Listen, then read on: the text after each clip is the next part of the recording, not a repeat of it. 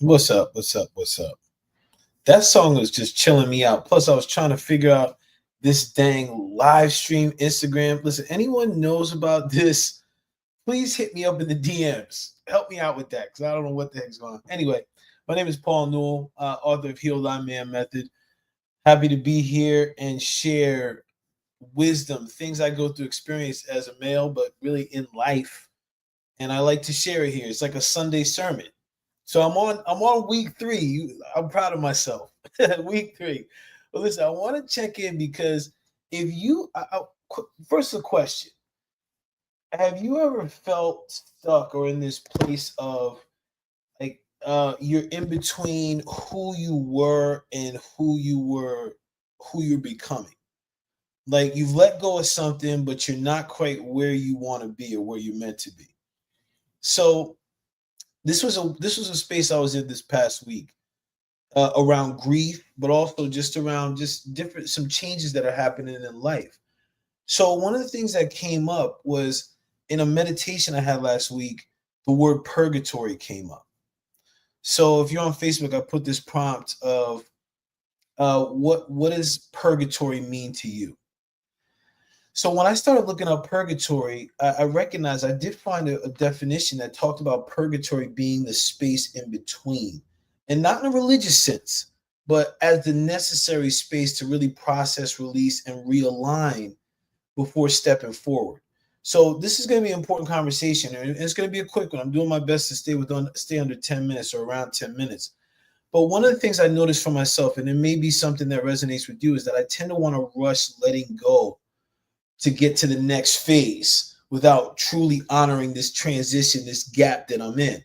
And this gap, I'm recognizing over the week, this gap is necessary, right? Because this is a part, this is helping me out with clarity, really actually understanding what grieving is looking like, and also helping me get ready for what's next. So listen, let's go a little deeper in this because I want to get into some of the definitions, right? So I'm a big fan of if I'm looking up something, I got to get like what the definition is. And I mentioned before, when I looked up purgatory, I recognized that all the definition had some sort of religious affiliation or context, or culturally, it was something in regards to suffering and paying for sins.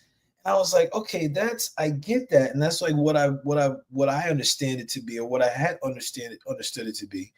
But then when I recognized, I did find a definition that said that purgatory is simply the space between what was and what will be. And as soon as I saw it, I was like, oh, shucks, that resonates right there. Why is that, Paul? Well, I'm glad you asked. Because this space that I'm in, as I'm adjusting, right? I recognized last week in my patterns, like as I'm going through this transition of purgatory, I take on a lot of food. I'm even seeing it in my faces. I'm looking at myself here in my scale. Like I notice I take on more like alcohol. Like I'll take that in as a way to numb this space. But in reality, I get to connect to this space because listen, when it comes down to it, as I'm breaking old patterns, as you may be breaking old patterns or relationships or identities or masks you used to wear, there's a gap before fully stepping into what's new. There's a gap there. So what happens when I'm in that gap? And this may resonate with you. When I'm in that gap, I can feel lost. I can feel uncertain about things. I can even grieve what was familiar because we're creatures of habit, right? So if I'm doing something, if I tend to do something, or if I'm like, hey, I'll my go to, then all of a sudden I'll continue to do that, like rather than grieve. So one of the things that's important about this purgatory piece is that it is a place to pause and reflect and get deep transformation. So this is one of the things, like as I was writing, I was like, damn, this is so cool. I'm so happy I found this piece because like, yeah, can't even kid you. I've been like in a somewhat of a malaise recently. I have. I've been putting on a good mask, but I've been in a malaise. So here are some of the things as I was working through this last week. Here are 3 things that I took on that helped me that are helping me with this purgatory space. So I'm sharing it here with you before we wrap this piece up. Number 1, Acknowledge and give thanks and praises to what you are leaving behind. Give thanks and praises. Please listen, this is important because this is where I recognized right off the bat as I was writing in my journal. I was like, oh, snap. Give thanks and praises for what I'm leaving behind. So this is recognizing like any of the habits I'm leaving behind, the beliefs, relationships, again, the masks that I've been wearing that no longer serve. Thank you. I appreciate you. You put because they provided for me when I needed it. Even if they weren't healthy, they provided for me. So I'm gonna give thanks and I'm gonna bless up to them. So, for example, if here's an example. If you're like, I still don't get it. Okay, cool. Here's an example. If I let go of a relationship, I acknowledge that at one time it gave me the love and validation I needed. I honor that, and I no longer need it. Bless up to it. Okay. That is number one. Acknowledge and give thanks for what you're leaving behind. Now, here's one right here. Grieve what's dying in you. Grieve what's dying in you. Listen, it's one of the things like I acknowledge and I accept and I resist at times is that transformation requires or rewiring requires a version of me to die. Nobody wants to talk about death, but like we go through these many deaths all the damn time. Especially if we want to do self-development, growth, and all these things. We not have to, we don't have to do anything. We get to acknowledge that a part of ourselves gets to die. So that part of ourselves could be a mindset. That could be a fear. That could be, again, a mask that you wore or the role that you played in someone's life that you thought that you care about. All those things may have to die so something new can begin.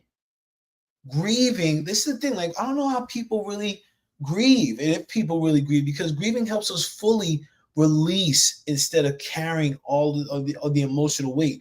Like I'm looking like right here, I look like I got stuff in my cheeks, man. I've been holding on, I've been grieving, I have been like resistant to fully release, and I've been carrying the weight, like right now, carrying it. So listen, for example, right, when I start to acknowledge that when I stop seeking external validation for myself, I'm letting go of a part of me that needed to get that approval to feel worthy. I'm letting that go. Thank you, and I let it go. That's the grieving. What's dying in you? Set it free. Grieve it. And now this last piece. Rejoice, rejoice, good tidings I bring you. Yo, check it. Rejoice for what's being born. We talk about purgatory. This is the thing that got me when I was laughing out loud when I just really came to this.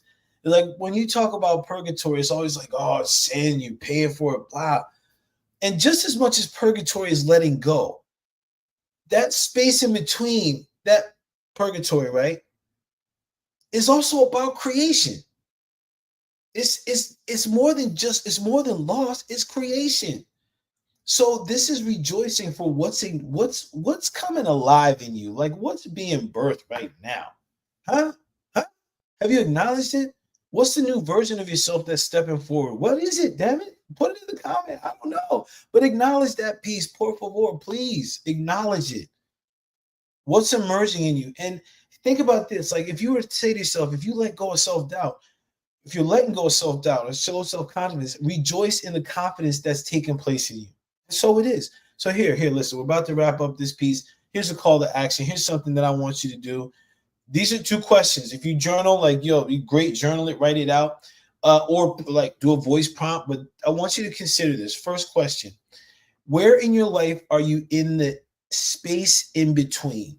Where in your life are you in the space in between? Think about that question. Write it down. Where are you? What, like, again, that transition point. Where are you coming from? Where are you going to? Sometimes just writing that out will provide a lot of clarity. Second question. Where are you letting? What are you letting go of? And what are you stepping into? What are you letting go of? And what are you stepping into? Check those questions. See for yourself. What's the scoop? Check on it, right? Those are 2 great questions to check in with the prompt. And listen, here's a closing thought I want to leave you all with, right? The space in between isn't a punishment. It's preparation. Honor it. Feel it. And trust that what's next is already calling you forward. And so it is, and so it is, and so it is. Hey, bless up. Check out the website, Heal.Thy.Man, HealthyManMethod.com. Also, check out the book. The book is out there, my friends. It's out there, my friends. Check it out. Buy a copy for the man in your life. It's a beautiful thing.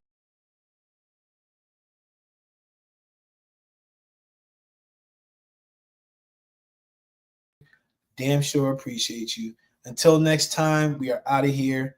Peace.